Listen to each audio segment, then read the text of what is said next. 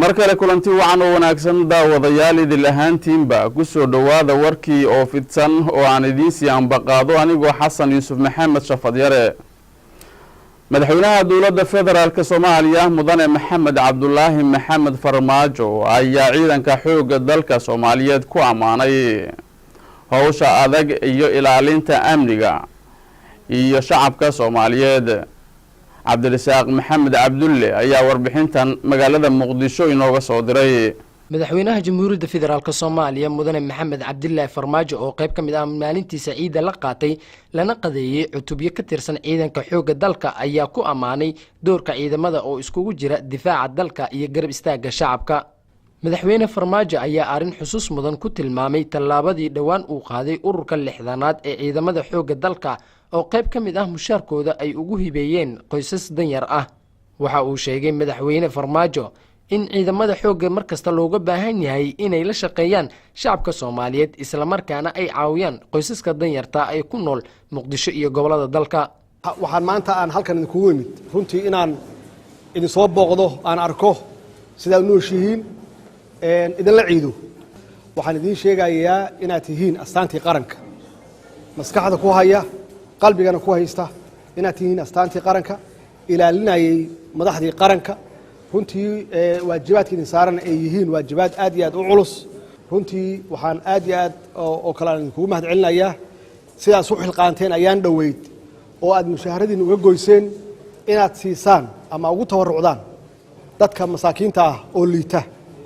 runtiina taas ilaahay ajr siyuudi ka siin waxayna muujinaysaa kaliya maaha inaad u dhimanaysaan xabad aad u taagan tihiin iyo dhufeyska iyo dhibka aad ugu jirtaan kaliya maaha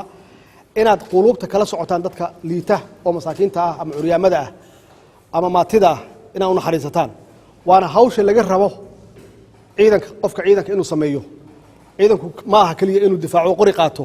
ciidanku wuxuu ciidan u yahay inuu difaaco shacabka dadka liita oo masaakiinta ah qaar kamid ah saraakiishii iyo ciidamadii la ciiday madaxweyne maxamed cabdullaahi farmaajo ayaa muujiyay niyad sami ku abuurtay waqtiga uu siiyay madaxweynaha waxaan aad iyo aad ugu faraxsanahay maanta oo ay tahay Idul Adha Arafo madaxweynaha jamhuuriyadda Soomaaliya oo booqasho noogu yimid anagoo aad ugu faraxsan imaashaha madaxweynaha ku dirsanay soo dhaweynay na dhiirigelisay waxqabadka iyaga inaanu sii laabno wuxuuna na amray dalka Soomaaliyeed guud ahaan waxa ay sugayaan inay yihiin ciidamada qalabka sida waxaan aad iyo aad ugu faraxsanahay madaxweynaha jamhuuriyadda Soomaaliya oo maanta noo yimid oo nala qadeeyay maanta aad ayaan u faraxsanahay waad arkeedeen in aan madaxweynaheena qaranka Soomaaliyeed taliyaheena ciidanka aan maanta la qadeynay waa markii noogu horeeyay oo madaxweynaha Soomaaliyeed iyo taliyaheena ciidanka aan la qadeyno oo qada sharaf oo noo sameeyo aan la fadhiisano oo agtiisa aan ku qadeyno oo qalbigeena aan uga hadalna isna na dhiirigeliyo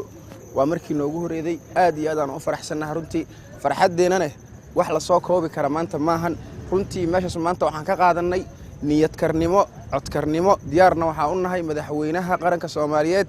ahna taliyaheena guud ahna taliyaha ciidamada qalabka sido in awaamirtiisa aan nafteena iyo dhiigeena iyo dhacankeena u hurno aan dib u soo jeesanahay dhiirigelinta waa talaabooyin had iyo jeer uu qaado madaxweynaha jamhuuriyadda federaalka Soomaaliya mudane maxamed cabdullaahi farmaajo waana qayb kamid ah qorshaha qaranka uu dib ugu dhisayo ciidamada xoogga dalka cabdirasaaq maxamed raadiyo iyo TV-ga Jubbaland Muqdisho